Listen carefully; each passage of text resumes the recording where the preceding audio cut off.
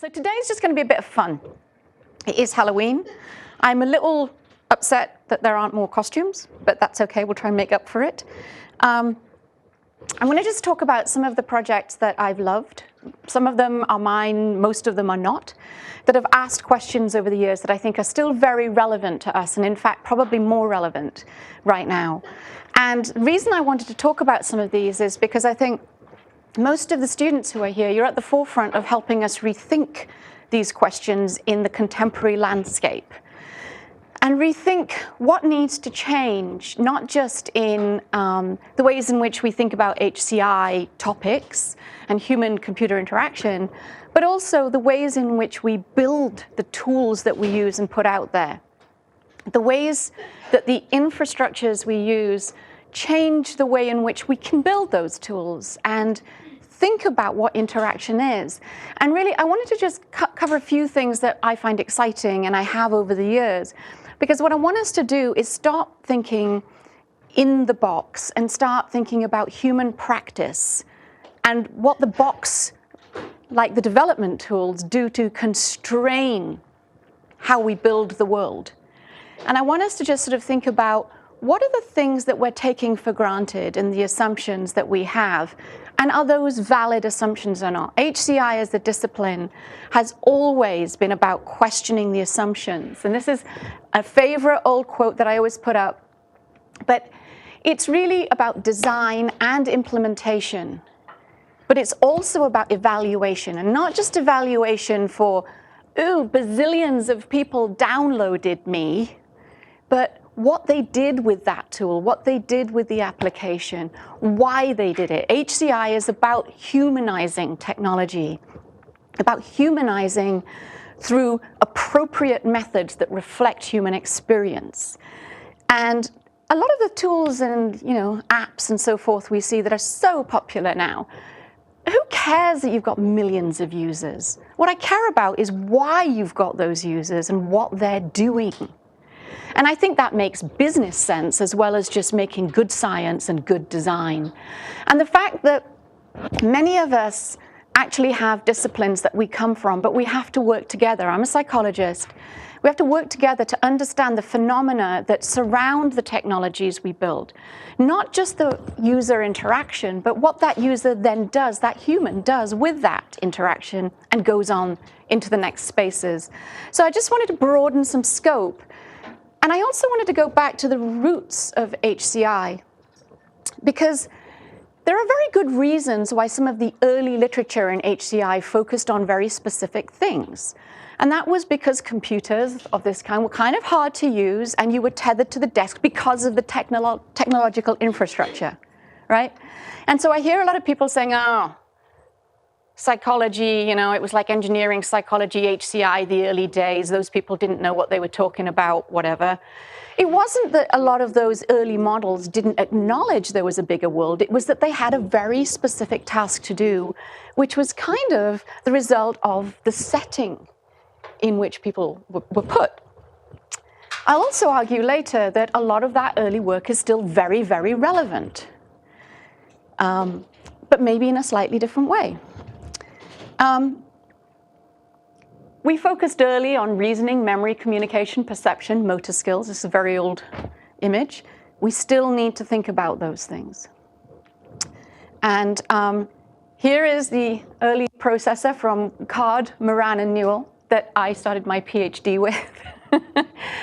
And at the time, we were really trying to understand how does the human process information and learn information, and what rules can we take away, what heuristics can we take away that are grounded in psychological science, but are applicable to designers and developers who don't have the time, does this sound familiar, to go and read the whole literature and do all of the experiments on all we know about human processing. These things are still really relevant.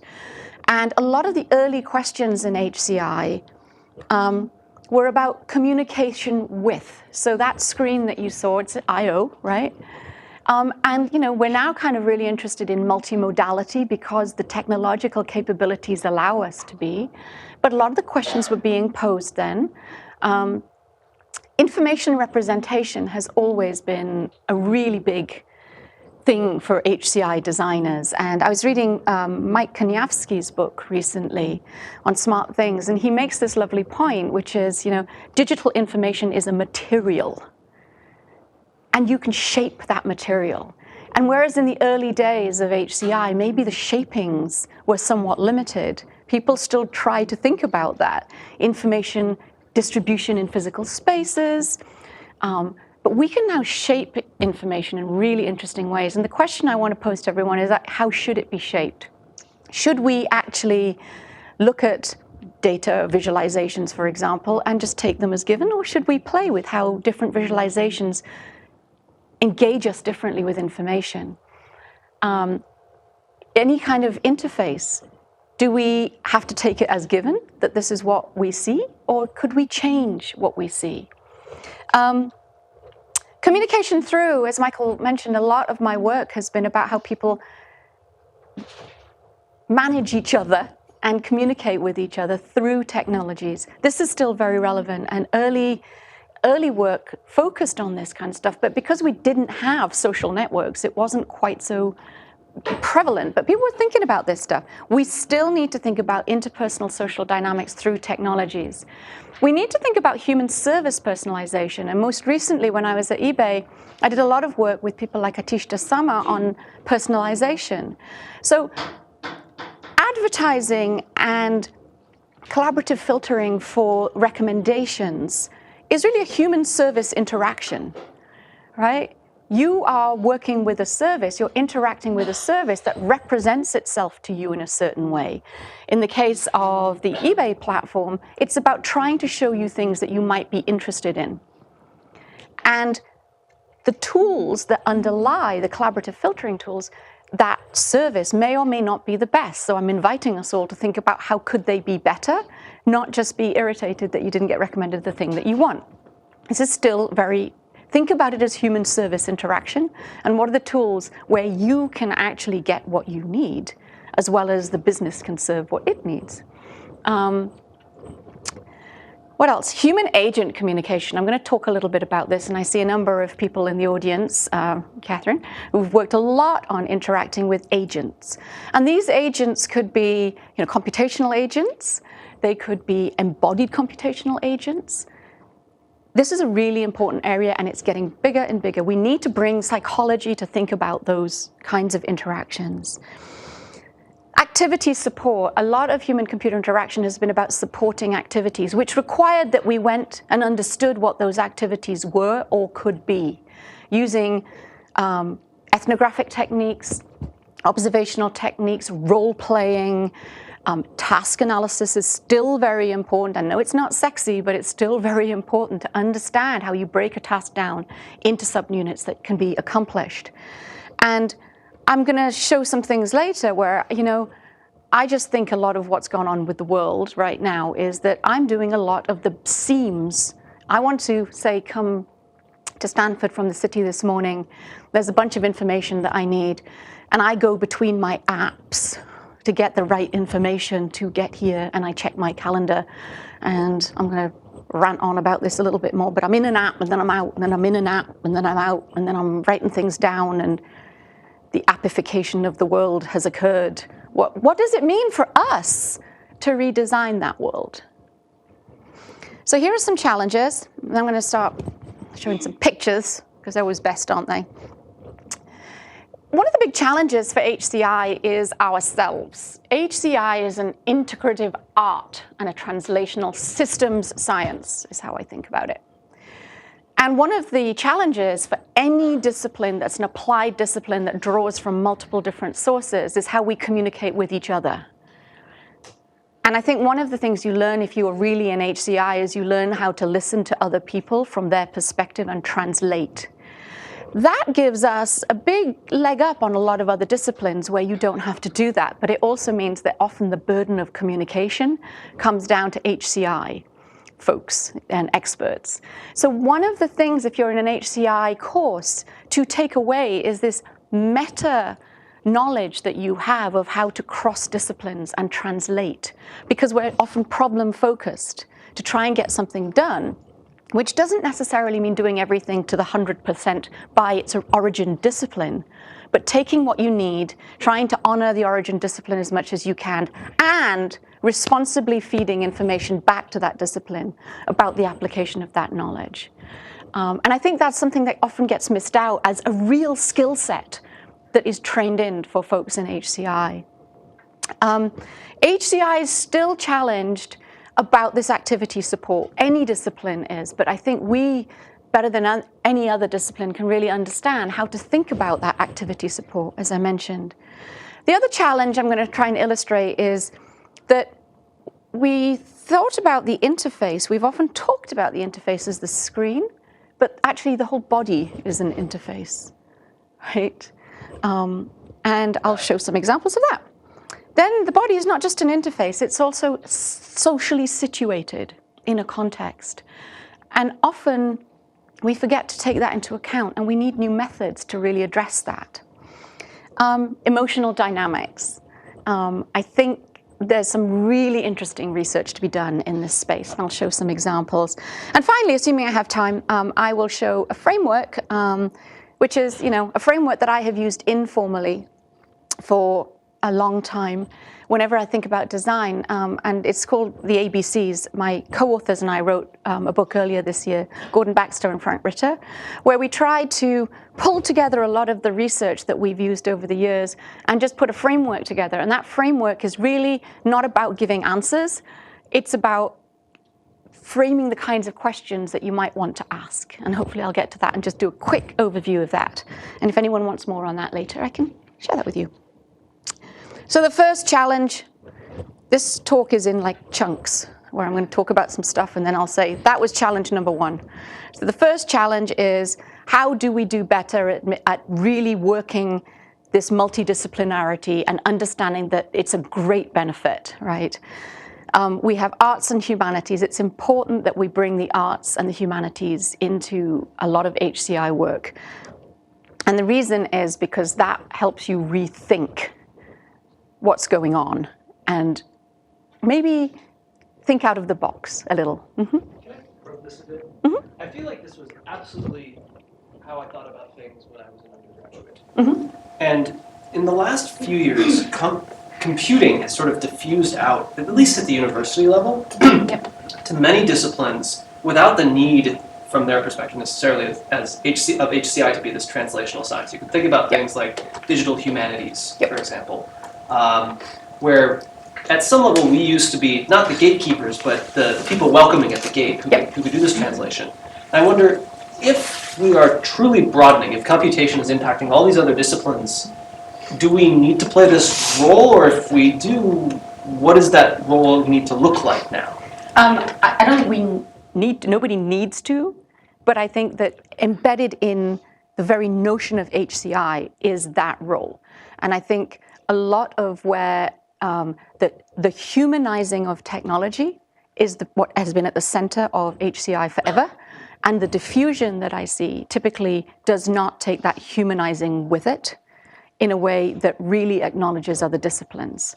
So if you do an HCI course, we just got the HCI curriculum, a basic curriculum included, right, in the CS curriculum, basic outline. It requires that there be some knowledge of programming and the constraints and freedoms that being able to program brings with it, right? It requires that you think about psychology and other aspects of the human being to think about how to design a tool and a technology. I think it requires that we don't think about applications and interactions, but think about systems and where those applications and interactions sit in. So I think HCI as a university subject, I don't know the politics of how that distributes in a new place, but I think HCI as a sensibility and an orientation towards trying to make humans first-class citizens in the socio-technical bigger sphere, if anything, we should be trying to get that out more to people. So even if that may not be the orientation of discipline, like say art, Absolutely. This is a great example of something where, like the holistic piece, say on the psychology side, may be of less interest or maybe of no interest. But there are other aspects from which I think HCI can benefit, where computational art really is pushing us in new directions. Yes, and I think a lot of the computational art stuff that I'm referring to here is, I'm a great fan of vision videos. I'm a great fan of multimedia art that pushes the interaction experiences that people have, but can only do it because it's at the forefront of an art experience in a narrow domain with a few people, but you come in and you're inspired by how people interact. So I love a lot of the work that's been done on looking at how people interact in museums with interactive pieces, because I think that has incredible, it offers us a place to go and look around experience and pedagogy and how people change when they interact with certain artifacts that may not be mainstream artifacts. And so I'm not saying HCI, all of these disciplines need to become HCI, and I'm not saying HCI needs these, but when I see people who believe that HCI is this very narrow thing and don't understand that any technology that you produce gets narrated, and narration is an art, and it's an art that has a huge influence from the humanities, then I get worried. I'm like, you didn't just engineer it, throw it out, and it became. You created something that got narrated, potentially through action, if not verbally, and then got adopted and appropriated and transformed. And I really think we need to understand that process. I worry about, here it is, I built it, I engineered it, and it just sort of happened. I think that's an easy way to put it. I think the circumscribing, this is who we are and this is our curriculum and you need to think this way, I worry that that's circling the wagons while the rest of the world sort of will rush past us. I absolutely agree. Absolutely, yeah. And that's why, engineering, I think, is up there. And even if you don't consider yourself an engineer, I think as an HCI person, being in dialogue with what's contemporary engineering practice and standard, and how those standards and those practices constrain and liberate your own thinking is really important. Again, the social sciences, that's obviously my background. And I think this is one that, will speak to your work, and you've done a lot of work in this area to help us push on this, is this area of data science, because increasingly our evaluations are through these data sciences, and not just summative evaluations, but also formative evaluations, which are basically, remember I was talking about service design, those collaborative filtering algorithms are changing your experience through data, and you are changing them. And if we don't get involved in designing the data, not only are we designing bad experiences, we're also not acknowledging that's fantastic science, which is part of this package. I just wanted to illustrate. So this is, the algorithmic living is a term that I heard from Paul Durish and his colleagues, and I just really liked it, so I use it, because it sort of feels, very much like everyday life, and maybe because I've been immersed in it. So I always like to put these up again because I think people say, I'm a data scientist, oh, I'm in algorithms, oh, I'm a social scientist. And if you're building systems, if you don't understand that these affect each other, then you're not going to be in dialogue with the right people. A lot of the folks I work with are working at the algorithmic level, working on data that is collected through interfaces. Those interfaces affect what data is collected and how it is represented. And at the top of all of that is the messy everyday life of human beings and their material artifacts and their embeddedness in socially situated contexts. And often when I talk to people, they say, yeah, but I know that my data, it's a neat little data set, but it's gonna, I got it from this one service, and I now know everything about how people work with social media. And that's very interesting. So you worked with this data set from this particular place. Did you ask anybody about what they were doing? And I noticed in the conclusion to your paper that you made the assertion, and therefore humans interact in the following way. And can we just tone it down a little, please? And so I'm always asking people, where did you get the data? What was the interface? What was the interaction? Has anybody ever, I had a picture of this and I didn't put it in. Has anybody ever looked at one of those Japanese toilets, which have lots of different interactions? I guarantee you, if I'm a data scientist and I look at your interaction with that, I'm going to know different things about you than if you've got a classic flush model. And that interface changes what I know and what I can assume, and also changes the kinds of questions I think it is okay for me to ask. Let me know when you publish this, because I'll be very interested. I'll get right on that. Anyway, so this is the kind of way I like to think about the world. And a lot of, when I worked at eBay and Yahoo, a lot of the data science stuff that we did was really about changing what happens in that interface. A question. I think you may have an opposite opinion. It seems to me at first glance that the term data design is an oxymoron. One doesn't design data. Oh, you One don't? captures existing data, is my preconception. But you obviously think different, so I'm curious. So there are several ways you can design data. Any quantitative measure has a qualitative judgment behind it. You determine what it is that you think should be collected, right? Are we in agreement on That's that? selecting data, but that's not designing it. Anytime I build a system and I choose what to instrument and at what granularity to instrument that, I've just made a design decision. So if I choose, having got my Japanese toilet interface, that the only thing I'm going to instrument for is the flush, that is different from me making a design decision to instrument for the bidet function and the flush. It's a design decision. Yes? No? Maybe. We can talk. We Another can totally example talk would about be, that. just think of like in an internet company, what is the timeout you use between sessions? I think 5 minutes is typically seen as the thing you should do, but like why is it 5 minutes? Like that's sort of this weird balance between hoping that people are actually doing different things because they were quiet for 5 minutes. You shift this and you're changing the resolution of the activities that you're capturing, right? Changes your interpretation of the data that comes back. You're changing the activity, but I'm not sure that you're changing the data per se, but that may be my problem, not. We could talk. I would be interested to hear more of your opinion on that, because this is an argument in my head that I'm refining, and so actually having a bunch of pushback would be extremely helpful. Oh, sorry.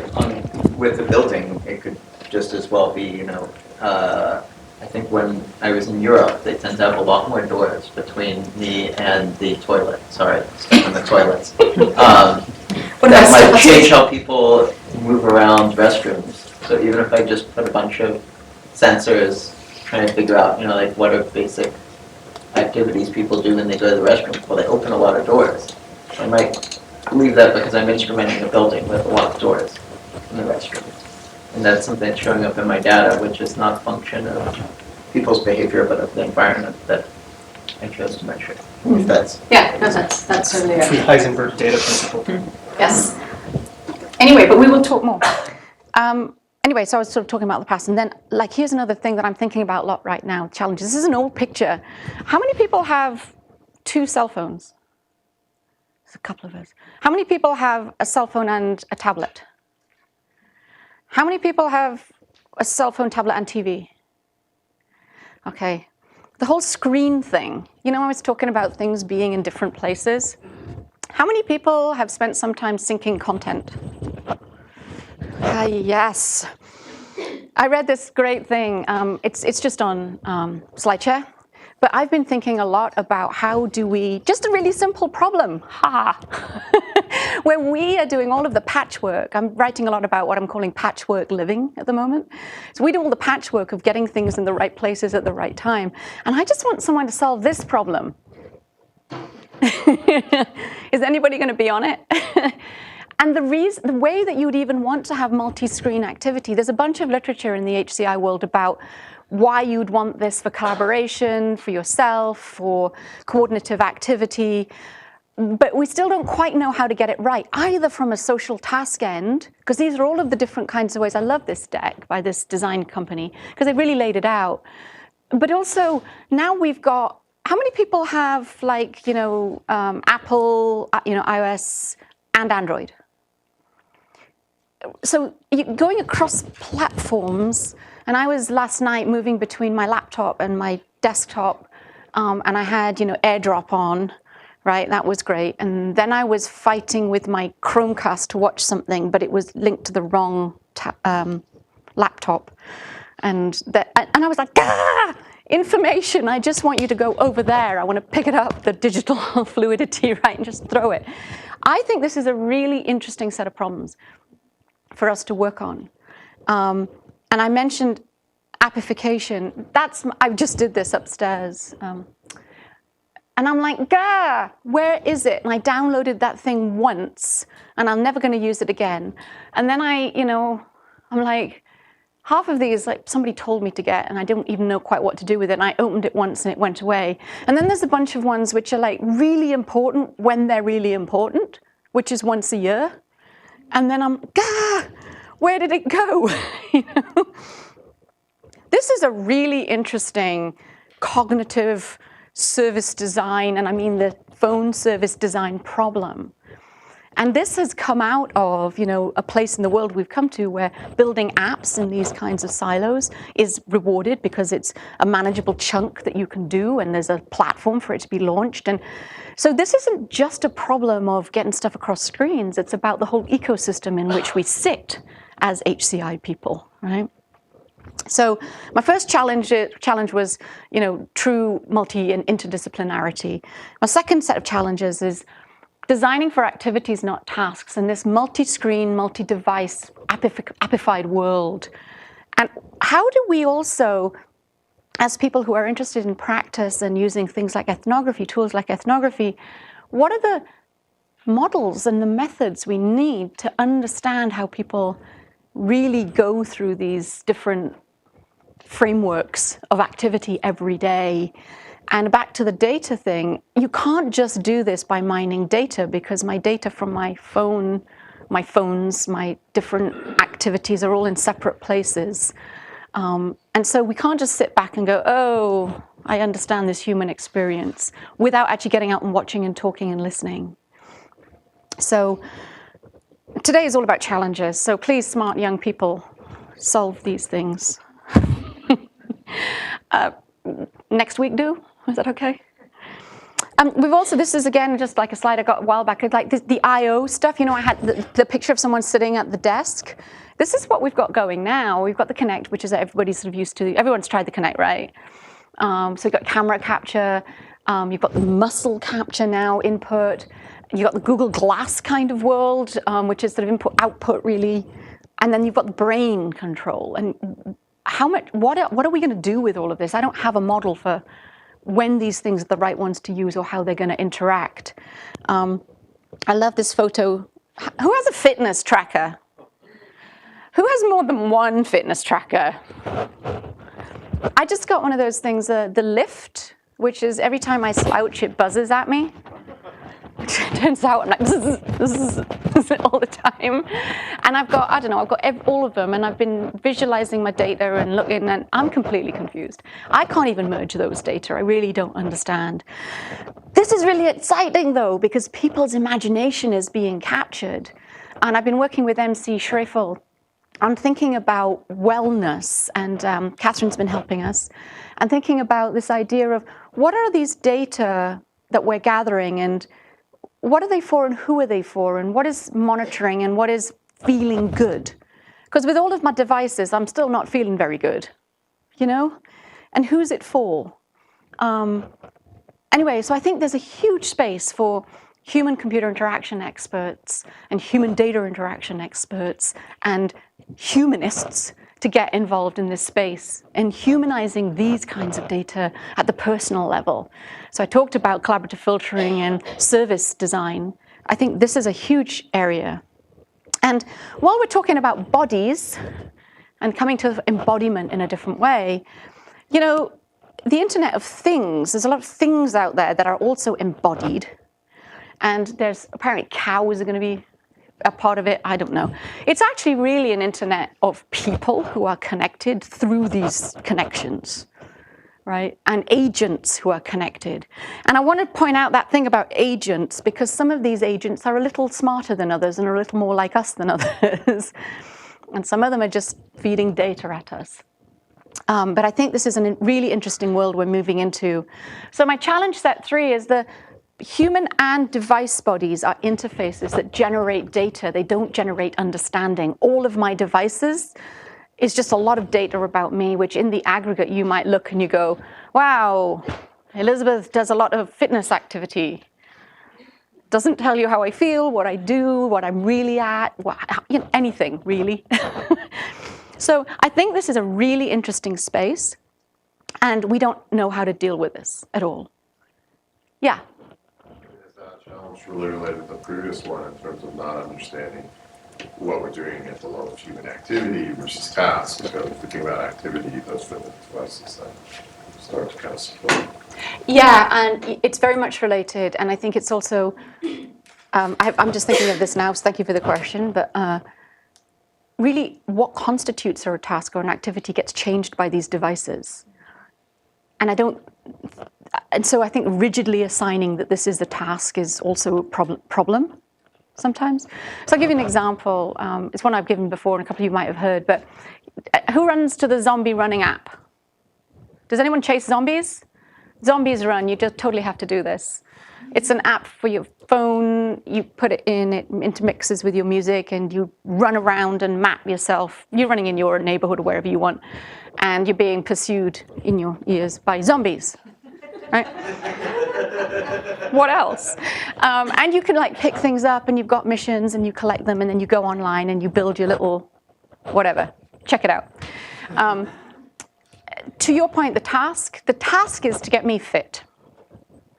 The narration is the zombie world.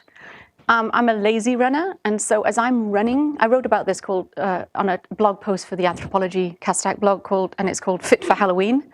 I've got like 6 different stories going through my head about what activity I'm engaged in.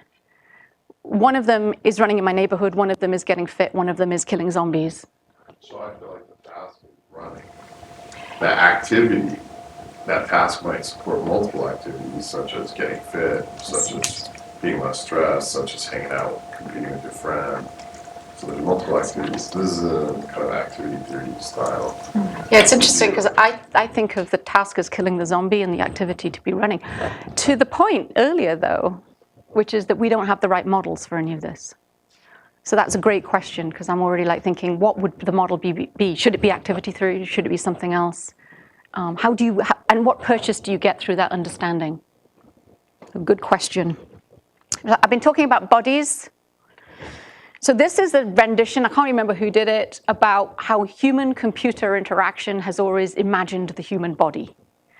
So the models that we have, it's basically a head, some ears, one eye, no stereo, and a finger. Right? And I think that we don't have good models of the body. And yet, remember I showed the picture of someone sitting at the desk and it was cropped right in. From the very beginning, got to have some chicks who are the original computational people up there. From the very beginning, it was embodied and social. Even when I first started programming and I was sitting at one of those terminals, not quite as old as the one I showed, but not far off, the person sat next to me would answer half the questions when I was like, what does this mean? It was always embodied and social. And we've got to get Grace in there. It's interesting. My daughter is a freshman in college, not here, doesn't want to take a computer science class because she thinks it's a person sitting in a dark room just with a computer. Really, still now. Even still now, right? And I'm trying to tell her, you just take it and see that it's not anything like that, because I did it and I'm not a person sitting in a dark room programming all, If you need backup, bring us in. We'll tell her. But even now they think that that's what it's about. That's actually super interesting, because we're looking to try and get more women into computer science. And if that is the dominant model, we have to work against that. Yeah. And so some of the work that I did ages ago, this is one of my favorite projects, was it was a product that Yahoo launched several years ago, and it's called Yahoo Live, and it was webcasting. And DJs took it up, as it happens. It was a small group of really awesome people who launched this. And David Ayman Sharma and I went and studied how the DJs were using this. And we did a bunch of data analysis, but we also went and interviewed some of the DJs, and we sat in their spaces and we did kind of online ethnography and interviewing and stuff. And a lot of stuff came out of it for the service design, but I want to sort of fold back to a lot of the early work in human-computer interaction was really helpful for us thinking about how you might redesign this experience from the perception point of view, from the cognitive point of view, from the information processing point of view. But also, if you have a look at this, I'll show you a little video in a second, think about the social dynamics of this online mediated communication and think about the work that she's doing. And we also sort of try to really think about the body and how the body gets used in this. So I'm just going to see if this works. This is...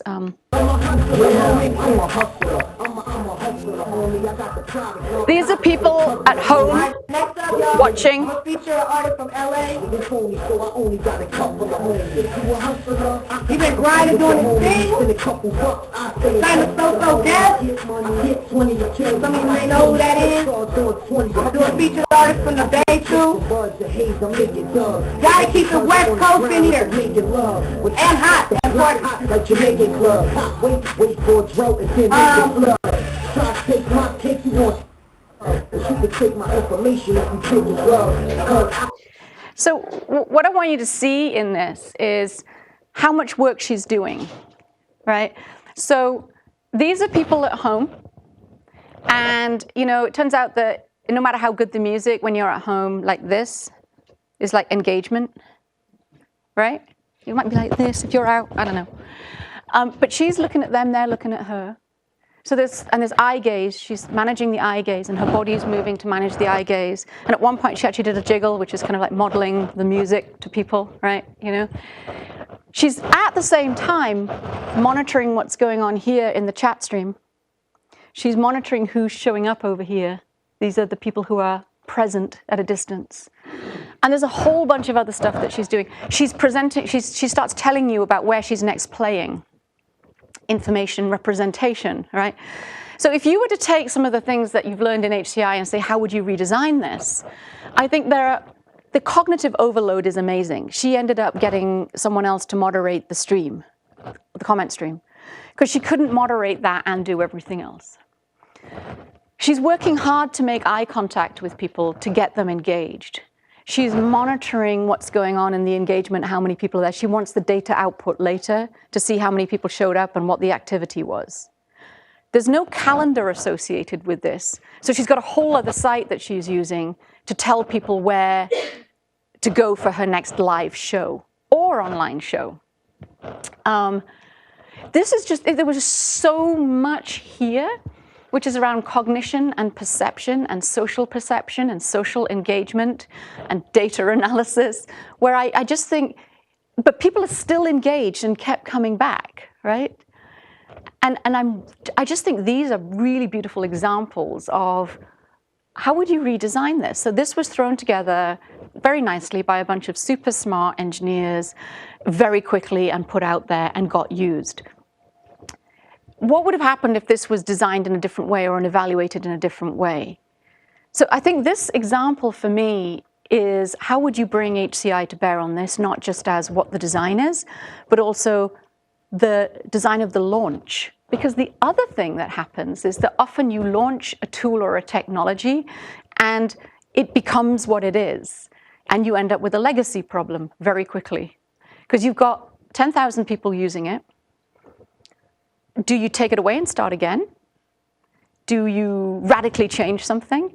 And so I think another place that HCI can be very involved is in how you manage change, how you manage the design changes that come through the evaluation and iteration of a tool or a technology. And because I think that's a cognitive and messaging problem, right? And how you educate and teach people. Because a lot of why people get frustrated is that you just disrupted their practice that they learned how to do and now they've got to change it again. So anyway, I wanted to share that example because I think it looks like it's not like the early HCI writing, but actually if you know a lot of that early stuff, you can start to say what's going on here with cognitive overload and so forth. I said I was a fan of vision videos. Here's one where I'm thinking about augmented reality, and Keiichi Matsuda made a couple of videos where I like to think about if you come up with a design idea and you do the extreme version of it, you can kind of play out what it might feel like to an end user. So this is just one that, and again, think about here the embodied action in space, not just the information presentation or the coolness of the technology that's being represented.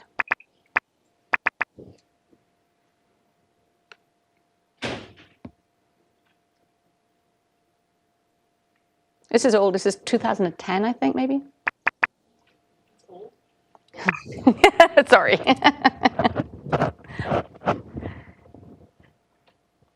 I think it might not have any sound. But this is a sort of augmented reality experience for some person. Imagine the Google Glass and, you know.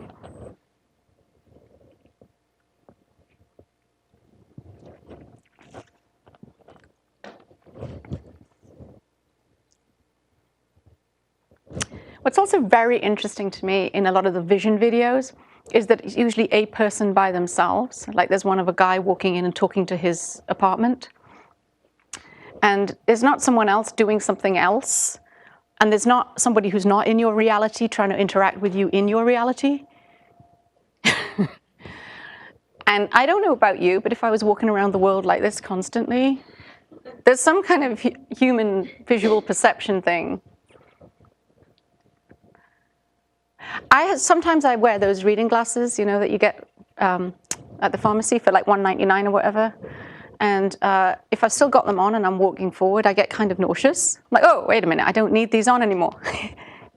I'm in a perception class. She handed these out to us. Is it working? Yeah. Woo! Just happens to be a tool.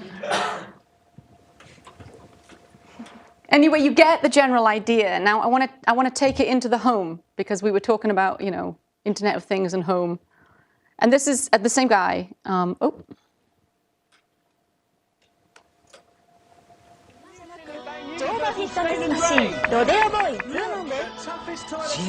Imagine this is what shopping's like.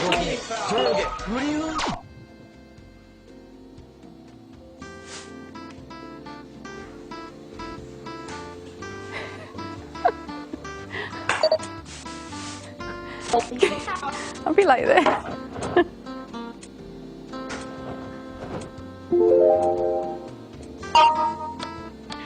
Cup of tea. Fill kettle with 2 hot place 1 PG tips tea bag in a clean mug.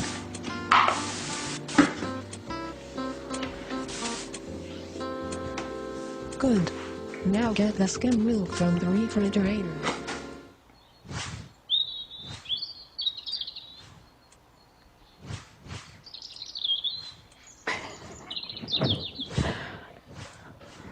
It is vaguely dystopian.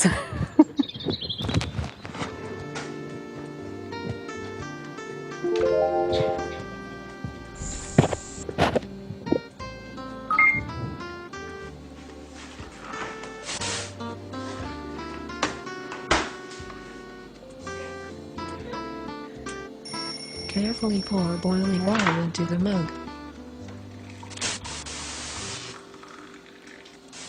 You're doing great. While you're waiting for the tea to brew, why not browse some recipe suggestions to help you decide on a dinner that will satisfy your cravings. 速くなったすごいスピードは遅いから速いまで4段階に調節でき Now imagine there's 2 of you in that kitchen, each with your own version. Anyway, I wanted to put that up because I think as a vision video, it's really awesome because it pushes all of the boundaries and limits and makes you think about what might be possible and what's not. And I think the other thing that's really interesting is that it's a vision of the future, and yet the thing that came up was a very old keyboard. Kind of, you know, looked like that old picture of the keyboard, right? So really interesting what gets moved on and what doesn't, right? And so while I'm talking about embodied interaction in social spaces, and I mentioned this thing about that's a really interesting vision, what if someone else is there? I'm going to tell you a little bit about, how am I doing for time, by the way? Till 2:05. Oh, excellent, excellent. I'm going to show you one of my favorite old personal projects. Some of you might have seen this before, and I'm sorry if you have. But this was the project that we started in about 1999, and it really got going in around 2000, and then it became a product in Japan in 2005 from Fuji Xerox called the Collabo poster. And the vision here was to help researchers in Nakai in Japan, just outside Tokyo, and researchers in Palo Alto work together more effectively. And we'd been working a lot on media spaces where you have an always-on video connection between two different locations. And what we wanted to do was just get people, which doesn't make a lot of sense when you have a time zone difference like that, right? So what we want to do is just have people sharing information and getting to know each other a little better. So using the idea of poster boards, we decided to have a community poster board in our place and in their place, and have people post content to it. Michael mentioned that I've been thinking about online social interaction and social networks for a long time. So we sort of built a little social network then and had people post content, and then it would appear through a distribution manager on a number of these large displays. And I'll just show you the video of how it worked. Oh, or maybe I won't. There it is. It was called the Yesterday Today interface because of the time zone difference, fondly named Yeti.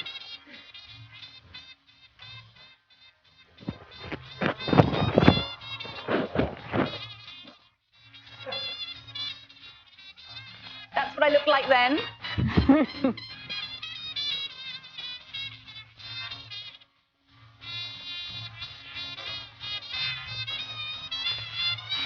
And so that was a carousel of all the things that people had posted to the online network that was published in the physical space.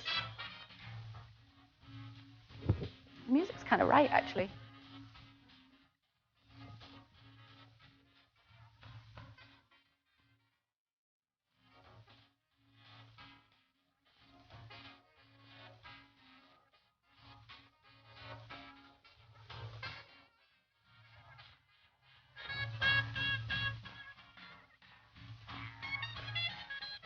So here you could scribble notes on it, and then you could save those notes and send them to somebody. Or they could end up as annotations on the thing that had been posted.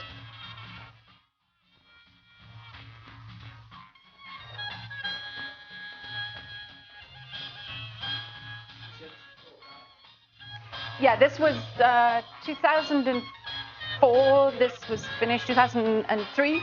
2004 we won a design award, and then 2005 it became a product in Japan. Sorry? I don't know, I left the company, but when I left it was doing pretty well. They'd sold it as a service tool, so a number of places they'd gone and installed them. We personally did 17 different installations in different places. So I want to show you something if I can. I want to just go back, and I just want to pause this. How do I pause it? I want to show you something. Oh, it's fuzzy, but you get the idea, right? Here's a little piece of interaction interface design that was strange. So, informative. The word strange means informative. We'd had an interface that was just very, very simple, and we found that a lot of the folks in the US were posting content, but our Japanese colleagues weren't.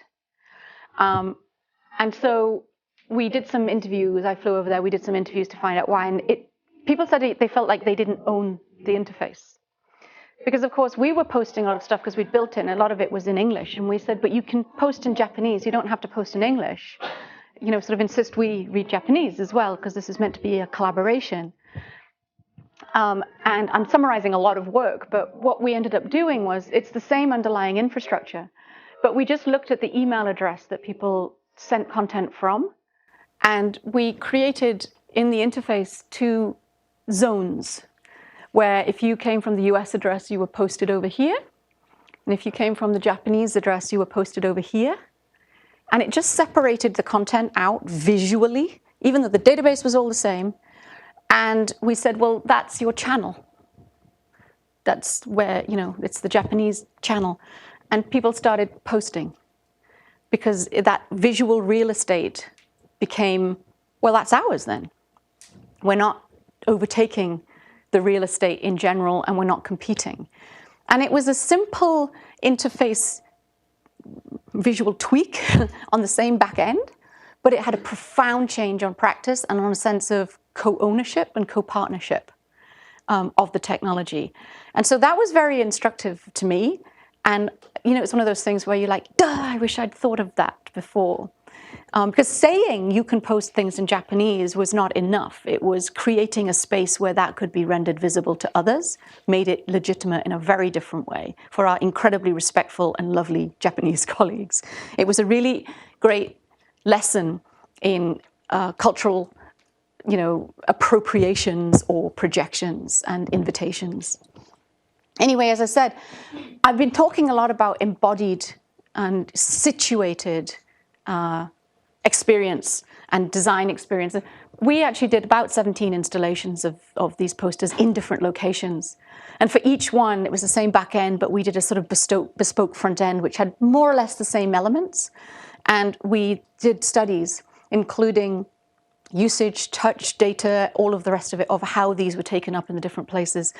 And very, very different uptake in each of these, varying from a cafe where the local community, we used it as a bulletin board, through to different closed organizations. And I can share more with people on that if you're interested. But this notion of being situated in a sociocultural context and how that changes how you use something, we had a real example here. And it's still really important set of questions. And I actually think a lot of when we launch products across the world, the world of the internet application, we're still at the beginning of trying to understand how cultural uptake differs and how we sift through the data to really deeply understand that. When I was at eBay, one of the interesting things that I found out was, from looking at data, was that, the different categories that people shop in, they vary a lot by different country, not surprisingly. Can anyone tell me what the top category, or relatively a larger category than America, more people in this category than in America, in the UK would be? What do you think British people like to shop for on eBay? Umbrellas. Sorry? Gardening. English country gardens. There's a lot of gardening. Anyway. One last thing on embodiment. Agents also can be embodied. And this is a really early project. This was 1999. Again, I'm calling Catherine Isbister out here. Catherine was around. Do you remember this? Do you remember Will? So this was at FX Pal. And there was a smart room. And what we wanted was an agent who would help you control the smart room. So that bloke, the ad I was talking about, who walks in and says, lights on, lights off.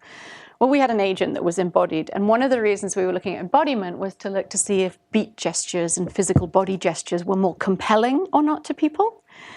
Did that change the interaction? And so this is Will, and Will is the room control agent. And the person who's going to come in is Scott Privot. And he did a lot of the language programming on this. And my role in a lot of this was the sort of the gaze and the helping with the beat. And Justine Castell was very much involved in this. A bunch of people who looked at embodied agents. I also want us to remind everybody of my first comment, which is think about the infrastructure on which this was built. Everything was bespoke. He was rendered with a lot of pain.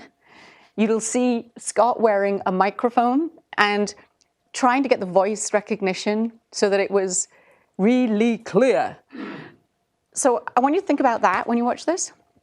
I also want you to think about when you're watching him, how kind of stilted he is. It's like, hello, Will.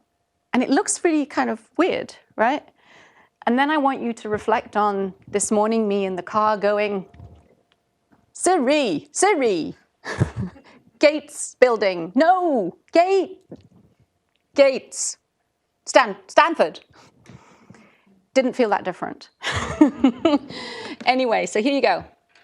From the archives. Hi, Will. Hi there. How can I help you? What can you do? I can explain any of the choices listed on my right, or I can control them for you. Tell me how to play a videotape. Okay. The panel shown behind me is on the podium over there. Press the source button, which looks like this, and then touch the deck control icon at the bottom of the screen. Okay. Next, select the deck button that looks like this, then you can just press the play button. Shall I do it for you? Sure. Okay, shall I also turn the lights down? Yes. Okay,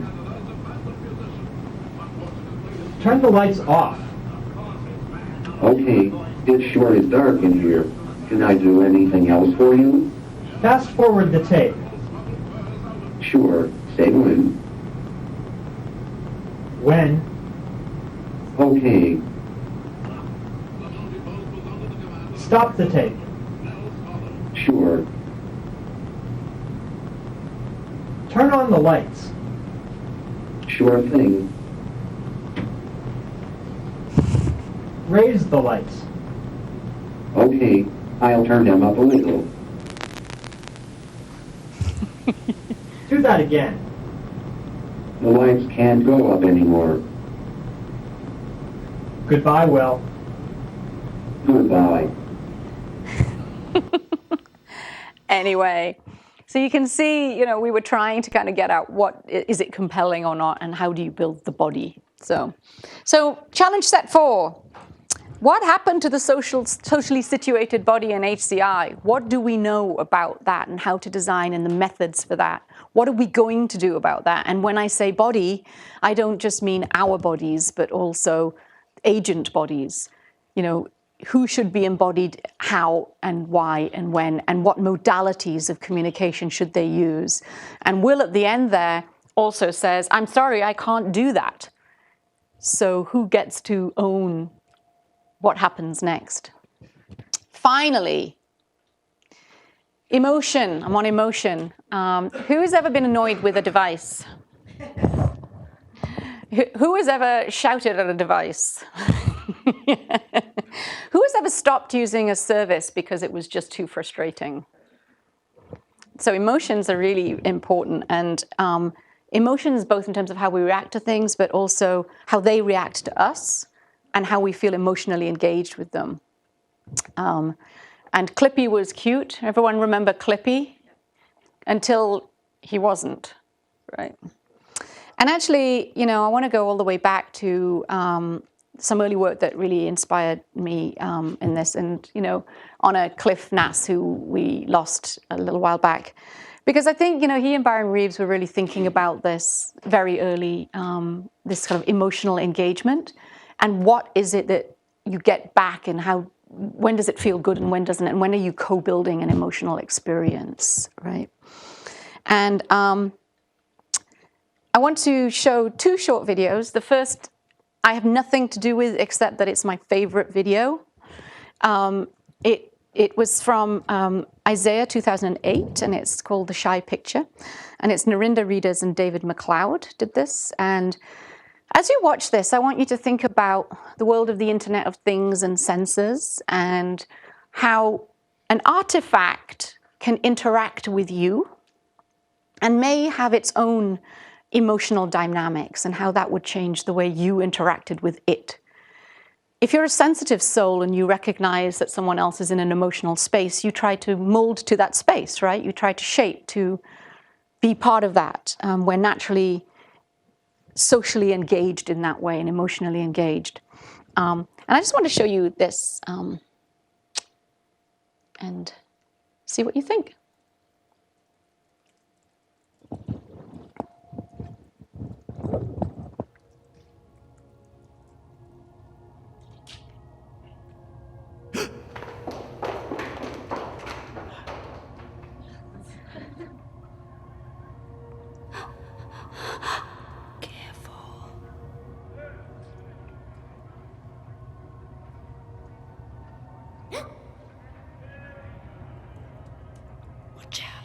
Watch out!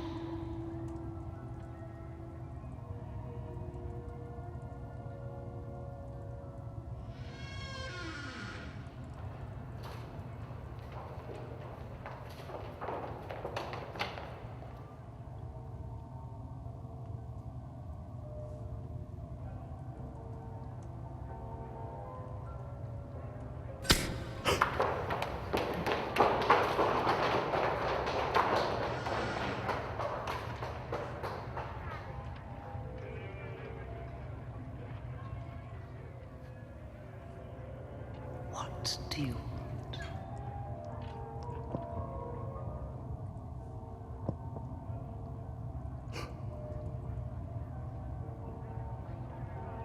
Why?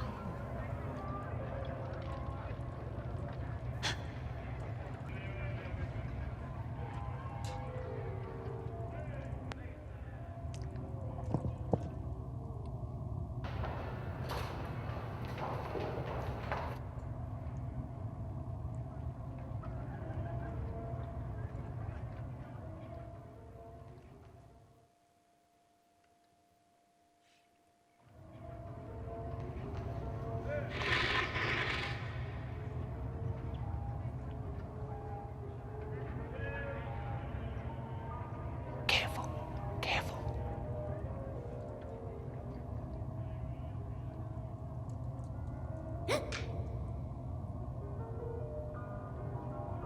Get back.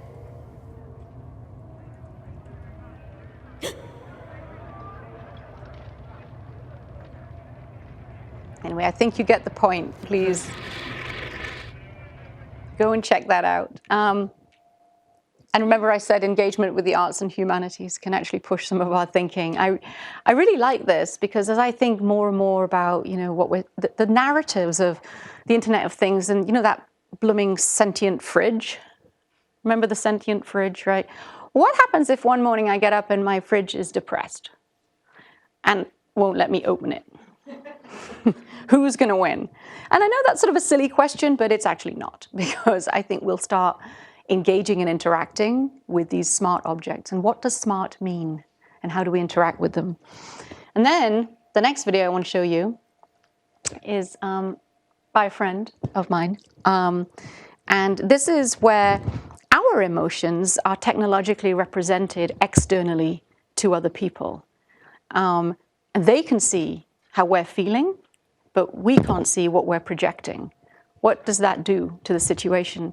And again, this was done several years ago, 2004.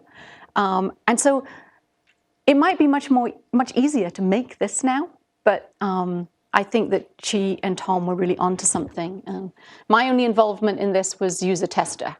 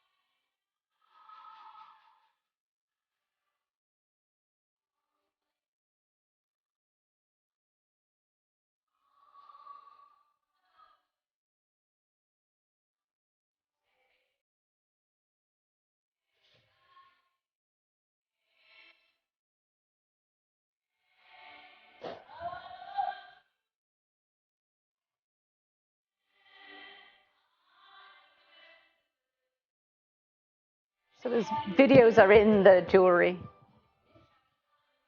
And they're triggered by the emotional reaction of the wearer.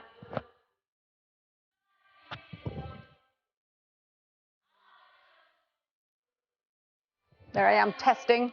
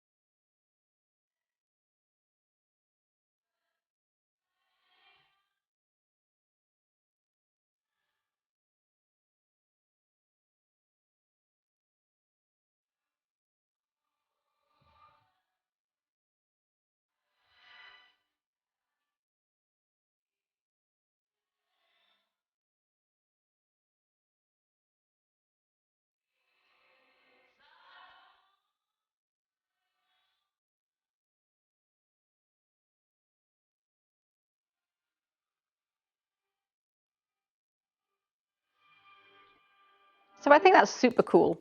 And I think it actually pushes on some of the limits of this interaction that is created between people. And What's your reaction when that's played without Edith Piaf? mine, I don't know, it's a good question. I should read. She's so emotive. I'm not sure which I'm reacting to, probably both. But. Good. Embodied emotional reaction. I'll try and recast it to some Finnish death metal, and then we'll try it again. You think I'm joking. So anyway, a request at this point. I'm going to wrap up in a second. I'm going to go through that framework very quickly and then wrap up. If you come across videos that you think are particularly provocative and push the boundaries, can you send them to me? I've got a collection of them, and I'm just always really interested in what gets people kind of like, wow, that's at the edge of something that's going to change how we interact. This is something that human-computer interaction and the theories we have, we haven't explained, we haven't addressed, we haven't looked at. Anything provocative like that, send it along. So, what about emotions? That's the last challenge. And I was going to tell you about my framework. It's written up in this book. If you want to know more, ask me or check this out. Bodies, anthropometrics and the measurement of the bodies, right? And biomechanics. Behavior, what you're trying to do and how you move through time and space in the physical space. The virtual reality kitchen video being a perfect example, as you're enacting a behavior that someone else is enacting while their body is looking at something else. Cognition, the video of example of how that overload of cognition for DJ Backside was being managed by her. And the social dynamics that people sit in. These are all the questions that I ask, and I hate to be instrumental in layering, but they are a personal reminder to myself to take into account the full experience of a technology. And here are the things that I hope I've talked about a little bit. I didn't get to socioeconomic status, but a little bit today. And this was for anyone who didn't know who I was. Those were the challenges I put up earlier. And I would always be delighted to take questions and suggestions. We already do this offsetting and management of each other's emotions all the time and modulate our own behavior in reaction to what we think the other person thinks that we think, that we think that they think that we think. And I think this is just playing in that space. And I think your question, therefore, is exactly the right one. Is there ever a circumstance in which you should know my emotions or believe that you understand them more than I do? And what does that do to our social dynamic? One could also argue that through all of the data that are being collected, many people are making assumptions about my physiological state that may be right or wrong. And they believe that they see something about my state that I don't see, that I don't know that they're reacting to. If that makes sense. But in the meantime, I think it's a fun piece of jewelry to get people talking. We should get you one.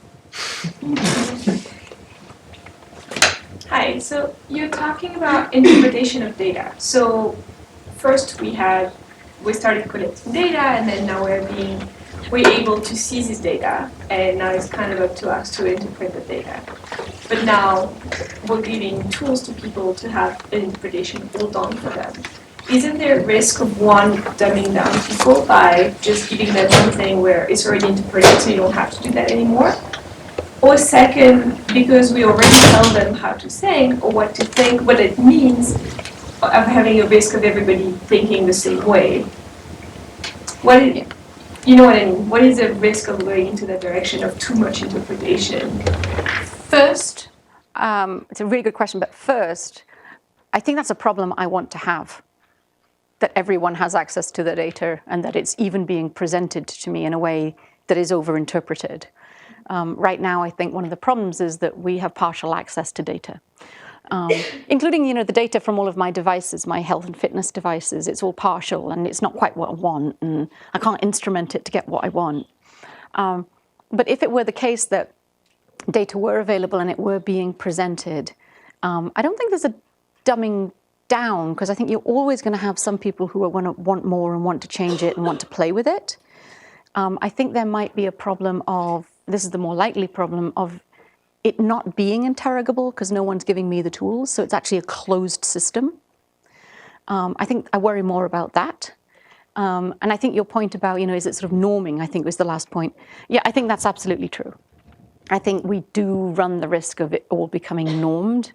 And that's why we should have people invited to interrogate the data and ask whether it's instrumented for the right thing. Are we collecting the right things? So I think all of those are worries and concerns, and I think you're right on. I just want us to even get to the point where those are the worries and concerns as opposed to, can I have access to it at all?